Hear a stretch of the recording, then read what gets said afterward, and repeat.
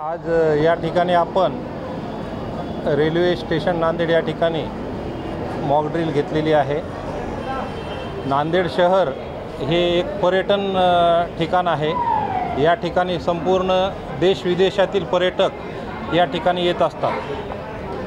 पर्यटकांची सुरक्षा त्याचबरोबर आपले रेल्वे स्टेशन रेल्वे प्रवाशांची सुरक्षा या दृष्टिकोनातून आपण या ठिकाणी आज मॉक ड्रिल घेतलेला आहे।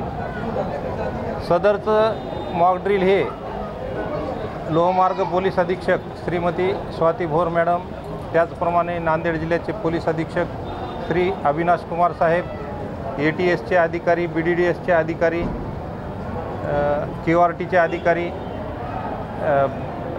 श्वान पथक, त्यानंतर फायर ब्रिगेड या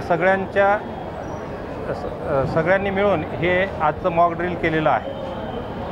जर समजा ज्याप्रमाणे पहलगाम येथे अतिरेकी हल्ला झाला तसा हल्ला झाल्याच्या नंतर प्रवाशांची सुरक्षा कशा प्रकारे करावी या दृष्टिकोनातून आजचं हे मॉक ड्रिल आपण घेतलेलं आहे।